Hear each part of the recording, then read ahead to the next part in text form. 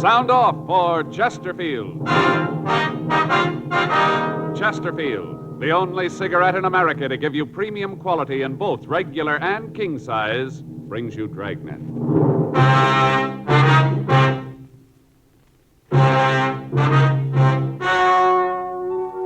Ladies and gentlemen, the story you are about to hear is true. The names have been changed to protect the innocent.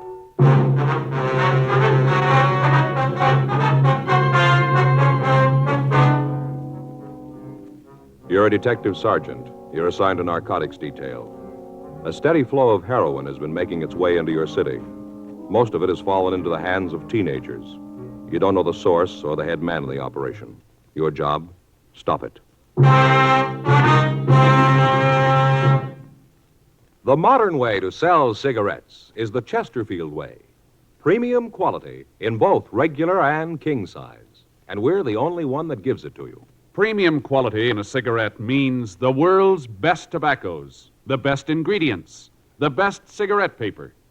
Only Chesterfield gives you this premium quality in both popular sizes. King-size Chesterfield contains tobaccos of better quality and higher price than any other king-size cigarette. Well, that's certainly important to every king-size smoker. Of course, it's the same fine tobacco as in regular Chesterfield. There is absolutely no difference, except that king-size Chesterfield gives you more than a fifth longer smoke. Yes, the modern way to sell cigarettes is the Chesterfield way. Premium quality, both regular and king size. Chesterfield is much milder. Chesterfield is best for you.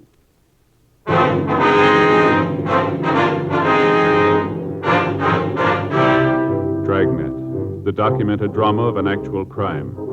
For the next 30 minutes, in cooperation with the Los Angeles Police Department, you will travel step by step on the side of the law through an actual case transcribed from official police files. From beginning to end, from crime to punishment, Dragnet is the story of your police force in action. It was Tuesday, April 6th. It was warm in Los Angeles. We were working the day watch out of narcotics detail. My partner's Frank Smith. The boss is Captain Kearney. My name's Friday. I'd just gotten off work, and I'd gotten a call from a friend who wanted to see me. It was 5:46 p.m. when I got to my apartment house. Apartment 12. Hi, Joe. Oh, Ed. Just getting ready to go in. Come on in. Caught you. Go ahead. Thanks. Sit down. You got a date or something? No, it's all right. I just thought I'd get something to eat and then maybe take in a show. What'd you want to see me about? It's about Gary, Joe. Your boy? Yeah, I don't know quite how to say it. Yeah, well, you sounded pretty upset on the phone, Ed. I was, Joe. I still am. I don't know what I'm going to do. Well, come on. What's it all about? It was all I could do to keep my hands off him. I never felt like that with anybody before, but I did with Gary. I wanted to strangle him. All right, now what's he done, Ed? He's a dope addict, Joe. Well, that's a pretty serious thing to say, Ed. Are you sure about that? I am now. First, I couldn't believe it, but tonight, Helen and I went through his room. We found this. Here. Uh-huh. Open it. See? Yeah. Looks like a layout. I couldn't find any drugs in it. I know that he's using them, though. Spoon, eyedropper, needle. Yeah, everything's here. Where'd you find this, Ed? In his room. Had it hidden up on the shelf in his closet. I found it tonight. I didn't know what to do, Joe. Helen's been crying all day. She's almost out of her mind. You were the only one I could think of coming to. Who do you talk to when you find out your son's an addict? Well, now, Ed, are you sure this is his in the first place, that he's been using it? Yeah, I'm sure. I never would have believed it. Not Gary. There's no reason for it. We've given the kid everything he wanted. There's nothing he didn't have. Good home. Helen and I have always tried to understand his problems. Always looked at them like they were important. Everything. We gave him everything. Now this. I don't know what to do, Joe. I got no place to turn. There's nothing I can do.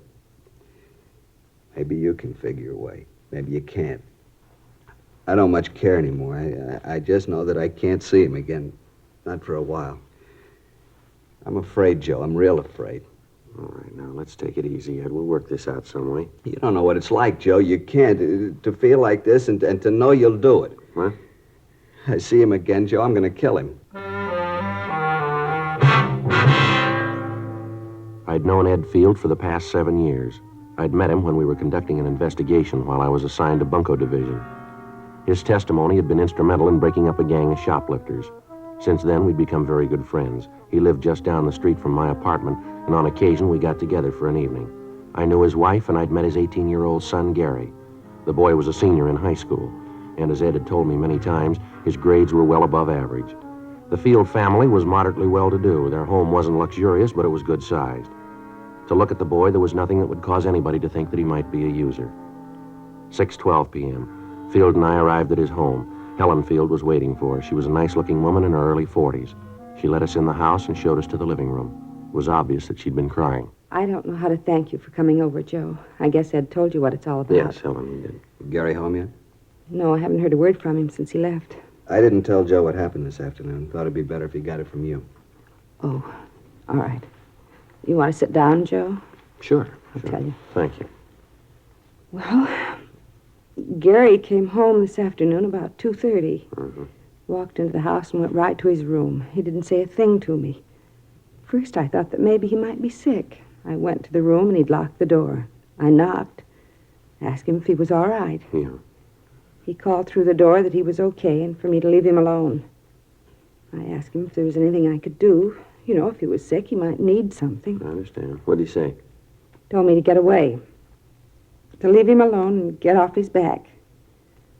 Those were his exact words. Leave him alone and get off his back. Mm-hmm. About 20 minutes later, he unlocked the door and came out. He seemed to feel fine. He came over and kissed me and said he was sorry about what he'd said. Said that he hadn't been feeling well and that he'd said those things without meaning them. Mm-hmm. I told him that he ought to wait until I could take his temperature. He said there was nothing wrong, for me to get out of his way, that he had some business to take care of and be home for dinner. I tried to stop him from leaving, and he pushed me aside. He knocked me down. Get my hands on him, I'll teach him. He stood there for a minute, and I thought he was going to cry. But he just turned around and walked out. Well, you any idea where he might have gone? What this business was that he was going to take care of? No, not the slightest idea. You can see what we're up against, Joe. I'm afraid to even see the boy. Yeah. When did you first figure that he might be using narcotics? When I came home, Helen told me what had happened. I thought about what would make the kid do a thing like this. The more I thought about it, the more there had to be only one reason. That's when Helen and I went through his room and found that kit. Mm-hmm. Has the boy been ill at all lately? Under a doctor's care? Something that you might not know about? No. I'm sure that if he was, we'd know about it. I want to see you, Gary. Yeah, I'll be right with him. I want to see you right now. You'll have to wait.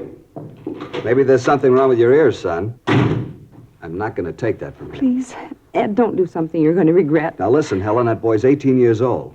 For all that time, we've done everything we could for him. We've given him a lot more than most boys his age have. I'm not going to stand by and see it all blow up just because he's a kid. That's no excuse. I want an answer for all this. What he's been doing, what happened this afternoon. I want those answers, and I want them now. Remember, he's only a boy. And I'm getting sick of that, too. Where is it?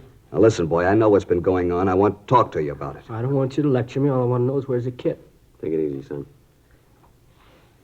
What are you doing here? I asked him to come over. You can turn me in, huh? Your dad asked me to come over to see if I could help here. I don't need nothing from you, cop. I want the layout. Where is it? You aren't going to use that anymore. I want the layout. I gotta have it. Where is it? Please, Gary, don't get your father any more mad than he is. I don't care how sore he is or how sore he gets. I want the layout. I want it now. I can't think of any more simple way to say it. If I have to take it away from you, then I'll do it your way. You lousy bum. I'll teach you to talk to All right, take it easy, Ed. This isn't going to get you anywhere. Now, come on, settle down, both of you. Get out of here. Get him out of here. Joe, I swear I'll break him in two. Please, Ed, Joe, do something. Let him go. Let him go. It's about time he found out I'm old enough to call things my way. Go on, let him go. I'm not afraid of him. I'm not afraid of you either, cop. I'm not worried about anybody. All I want is that kit. I gotta have it. I got it. I'll give it to me and we can talk then. I gotta have it fixed. I got it. Joe, do something, please. All right, come on, sit down. Sit down, boy. This is going far enough here. Now, let's get a few things straight. You're not going to have any more of that. We'll see that a doctor looks at you. He'll do what he can, but you've had it. No more narcotics for you, now face it. You want me to tell you where you stand? You're a user. Any way you slice it, this had to happen. I don't want anything from you. Why don't you just leave me alone? I can't do that. Let me see your arm. Come on, roll up your sleeve. Do what he says, Gary. Yeah. Both arms, huh? I'd take a joy pop once in a Now, while. don't con me, Gary. You got it bad, and it's going to get worse. You didn't get that arm from chipping with the stuff. The kit we found. You don't need to lay out that big to joy pop. You've been mainlining it for quite a while. I know it, and so do you. You holding now? Come on, boy, answer me. You holding now? Yeah? Well, let's have it. I'm not going to give it to you. You got no choice, son. Either you give it to me or I'll take it. All right, here it is. How big a habit you got? Not big. How big? Couple of bucks. Now, come on, boy. Let's have a straight answer. 25 a day. $25 a day. That's a lot of narcotics, isn't it? It's what it takes. Where's it come from? Come on, who's your connection? You maybe got me, but I'm not going to be a fink. You got to let me go at that. I can't do that. Now, where'd you get this stuff? How about that doctor? You going to do something about We'll that? talk to him. Talking to him ain't going to do any good. I got to have a fix. I'm beginning to fall apart. Come on now, be a pal. Let me have a fix. I'll tell you all about it then. You got the kit. You got the stuff. Come on, be a sport. No huh? go. You can't do it. Come on, let's go downtown. You're going to take him to jail, Joe? I'll take him down to Georgia Street Receiving Hospital. The doctor can look at him there. We're going to have to hold him for a while, Miss Field. Why'd you do it, Gary? Why? Can't you tell me? Is it something your father and I have done? There's got to be a reason. What is it? Oh, please, Gary, tell me. Come on, let's get out of here.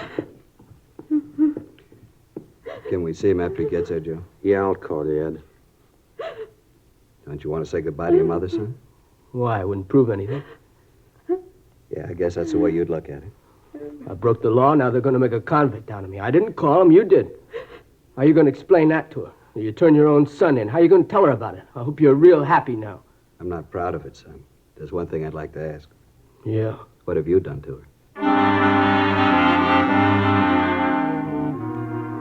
8:30 p.m. I called Frank Smith and filled him in on what had happened. He said that he'd meet me at Georgia Street Receiving Hospital. I took young Gary Field down with me and had a doctor check him over. After that, the boy was taken to the narcotics division, and Frank and I talked to him. I don't know how to tell you any better. Isn't any other way to say it. I'm not going to give you any names. That's not going to help you any, son. So it won't help me. It won't get any of my friends in trouble. Well, you got great friends, haven't you? Now, where'd you get the money to take care of your habit, I Gary? earned it. Where? I work. Where'd you work? Look, it's getting late. That stuff the doctor gave me didn't do any good. I still need a fix now. I'm getting sick. Do what you got to do. Let's get this over with. Now, look, this is going to be the same in the morning, son. We're going to keep asking questions till you come up with the right answers. Look, cop, I don't want any favors from you. Now leave me alone. We're only trying to help you, boy. Oh, get off my side. Now, I need nothing from you. You saw your duty and you did it. That makes you a big man, huh? I know you'll both make lieutenant. Now beat it, All huh? right, that's enough of that. Now, there's a couple of things we'd like to set you straight on. Maybe help you to figure where you stand in this. Oh, here it comes. What do? Give you a license to preach when they hand you the badge? That's enough of that, youngster. Come on, get off my back, cop. If my old man hadn't turned fink, you'd never have got me. Where you going? I'm getting out of Now, here. sit down. Sit down. All right, young fella, you want to be a big man, that's the way it's going to be. I'm going to tell you that you get no special treatment here because I know your parents. You'll be treated just like any other user. You're getting a little of the edge because you're a youngster. There's not a pound of honesty or integrity in your distorted mind. The simple way would be to drop you in a cell and let you sweat out the cure, let you fall apart if you had to. Let me tell you this. We're going to get the connection that's been supplying you, and then we're going to get the man behind him. I don't much care about them, but I do care about the kids around you. You got a big habit. Takes a lot of money to keep up a habit like that. I've seen kids like you before, and there's only so many ways to get that money. You steal it or you start pushing narcotics yourself. I don't think you're stealing, so you got to be pushing it. That means that you probably got other kids hooked on it. Other youngsters that have got trouble because of you. Mules that are dragging your wagon for you. Your folks will maybe forgive you for what you've done to them, but they'll never be able to buy what you did to the other kids. You had a chance to help yourself and help the rest of them. You had a chance to do something good for somebody else, and you wouldn't take it. Well, you're playing it smart, big boy. Keep playing it that way when you end up in a jail cell, will you? You through, cop? Yeah, I'm through. Fine, let me get some sleep, huh? Let's go, Frank.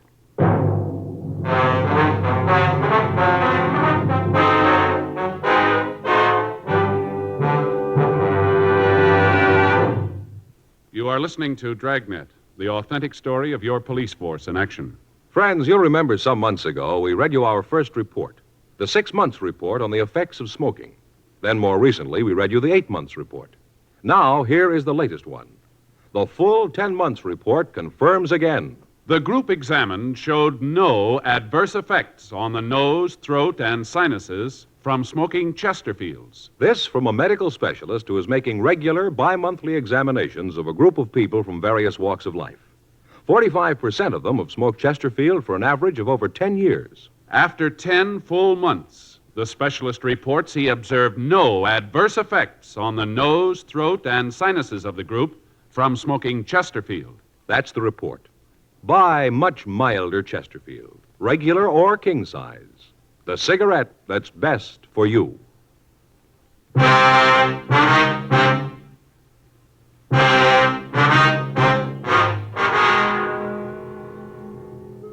Gary Field was taken to the main jail and booked. Frank and I went back to the office to fill out the arrest reports. The next day, Wednesday, April 7th, we began to talk to Gary's friends and teachers. From all of them, we got the same story. Until 6 months before, the boy had been a model student. He was always at the top scholastically in each of his classes. He was a member of several honorary student organizations and had twice been nominated for president of his class. Then, apparently without reason, the boy's personality had changed. He stopped taking an interest in his schoolwork. Several of his teachers told us that he wouldn't have gotten passing grades at the end of the semester. He dropped out of the service organizations at school. From some of his teachers, we got the names of his close friends. Talks with them netted us little. They told us that Gary had dropped out of the crowd of youngsters that he'd been running with and had taken up with new friends. They told us that they didn't see much of him after school, that he'd gotten into fights with other students on several occasions, and that after a period of time, they'd stopped asking him to their functions. None of them were able to give us the names of his new friends.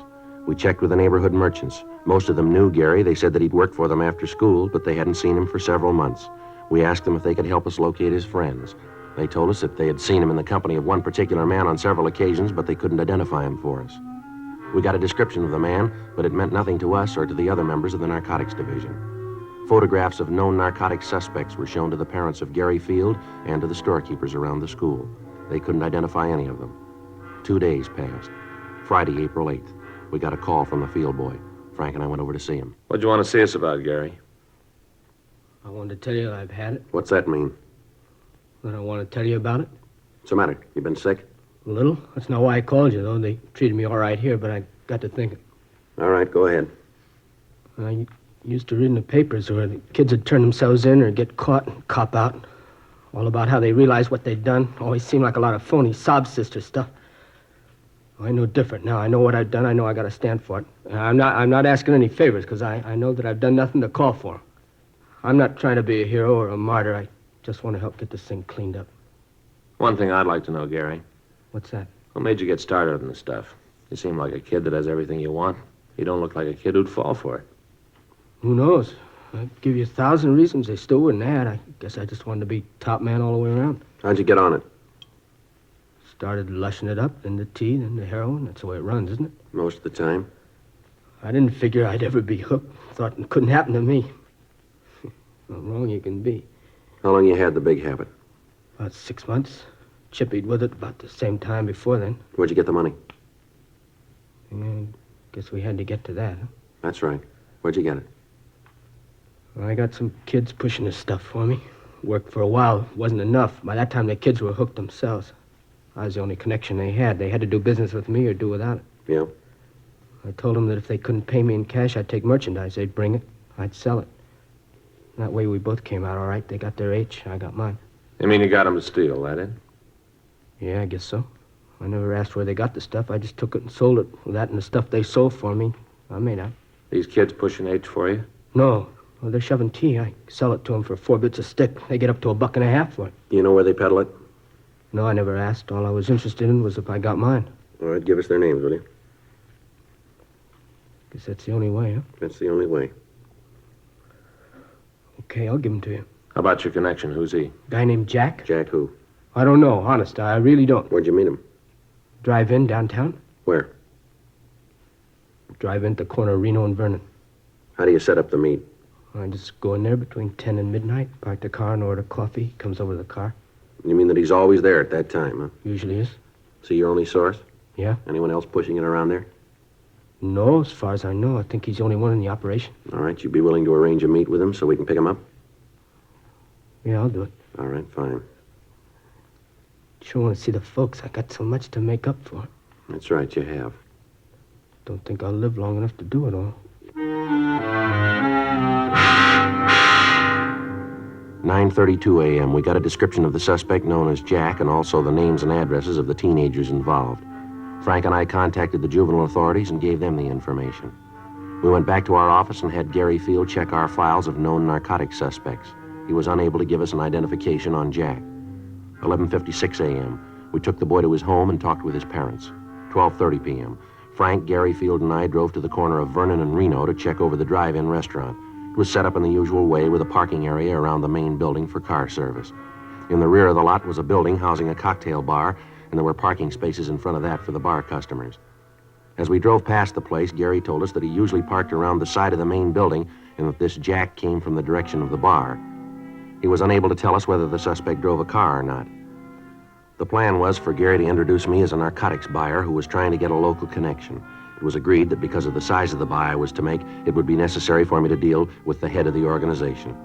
11:05 p.m. Gary and I got into my car and we drove to the drive-in. Frank followed us in a police unit. We arrived at the meet at 11:14 p.m.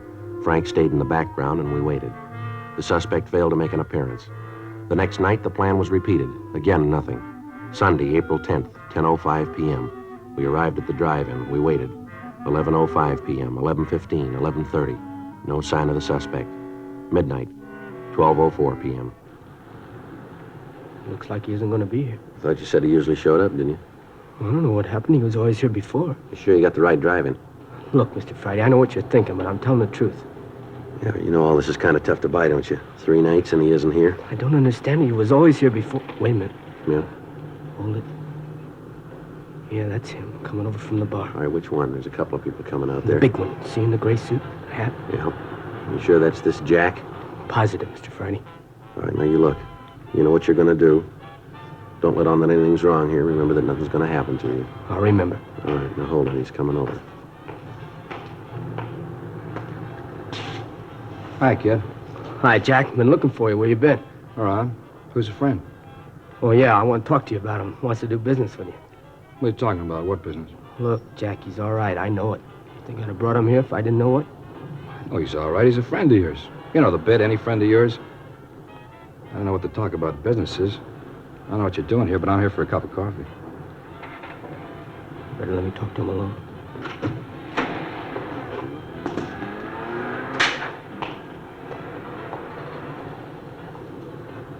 What are you trying to prove, bringing the guy here? Who is he? Friend of mine? Told you once, I told you 1,000 times. Don't ever bring nobody with you, haven't I told you, huh? Oh, yeah, but he's okay. He wants to make a buy, a big one. Crazy kid, you told him about it? Look, he's okay now. I know it. Look, Jack, we both stand to do all right from this. I kind of figured if he bought from you, you might give me a little piece of it. You know, sort of say thanks for the business. How long you known this guy? Long time. How long? A couple of years. How come I never seen him before? He doesn't hang around this part of town. What's he doing here now? Like I said, trying to make a buy. Where'd you meet him? Before I met you, I used to buy stuff from him. He moved out of town, went up north, does business up there. Last couple of days that I couldn't get in touch with you, I ran into him. He fixed me up, and then he told me he wanted to buy. Right away, I thought of you. All right, I'll talk to him. But I ain't making no deal. You just talk to him. You'll find out everything's okay. All right. You let me do the talking.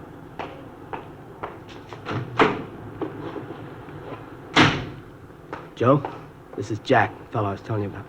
Right. Hi. Kidder tells me you're down on business, is that right? Yeah, I'm looking around.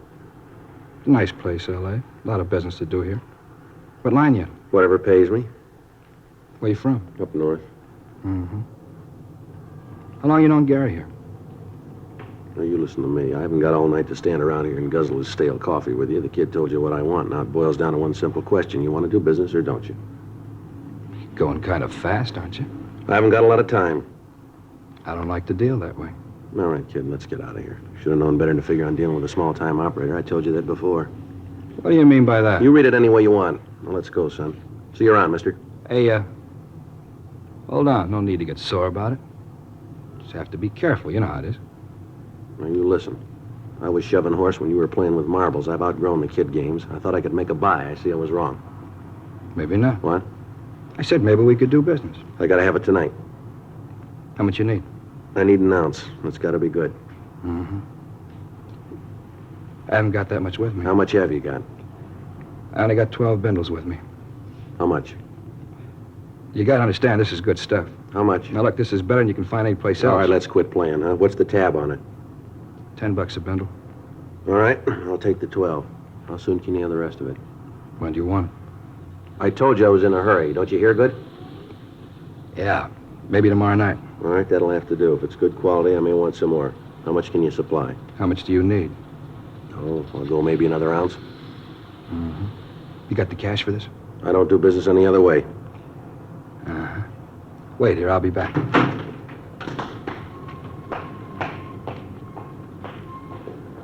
It's all right, isn't it, Mr. Franny? Yeah, Gary, everything's fine. You see where he's going? No, it's too dark. Don't you worry about it. Frank will see where he goes. I'll be glad when this is over. All right, hold it.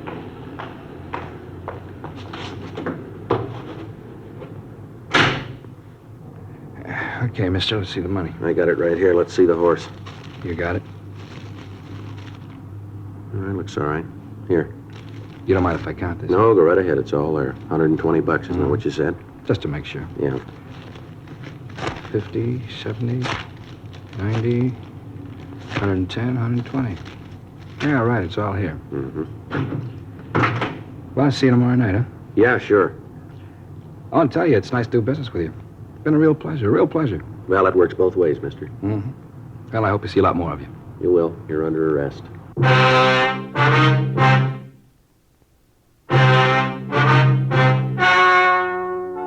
The story you have just heard was true. The names were changed to protect the innocent. On July 29th, trial was held in Department 89, Superior Court of the State of California, in and for the County of Los Angeles. In a moment, the results of that trial. Now, here is our star, Jack Webb. Thank you, George Fenneman. In 1952, American smokers bought more Chesterfields than ever before in the history of the industry. Today, sales continue to mount for two big reasons. Chesterfield is the first and only cigarette to give you premium quality in both regular and king size.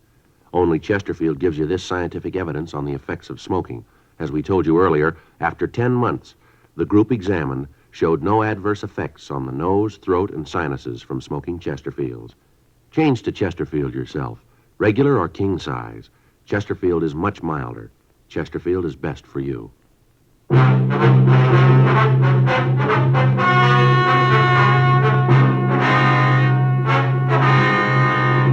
Gary Richard Field, because of his cooperation, was placed in a hospital for rehabilitation and at the conclusion of his treatment was placed on 3 years probation. The other juveniles involved were handled through the juvenile court and received sentences comparable with his. Jack Alexander Williams was tried and found guilty of violation of the State Narcotic Act, a felony, and was sentenced to the state penitentiary for the term as prescribed by law. Violation of the State Narcotic Act, a felony, is punishable by imprisonment for a period of not more than 6 years in a state prison.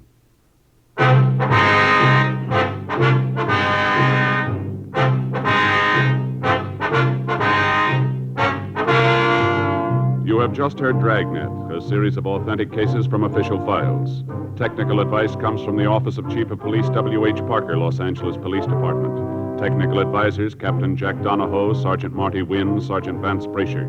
Heard tonight were Ben Alexander, Harry Bartell, Virginia Gregg, Eddie Firestone. Script by John Robinson. Music by Walter Schumann. Hal Gibney speaking. For a million laughs, tune in Chesterfield's Martin and Lewis show Tuesday night on this same NBC station. And sound off for Chesterfield, either regular or king size. You'll find premium quality Chesterfields much milder. Chesterfield is best for you. Chesterfield has brought you Dragnet, transcribed from Los Angeles.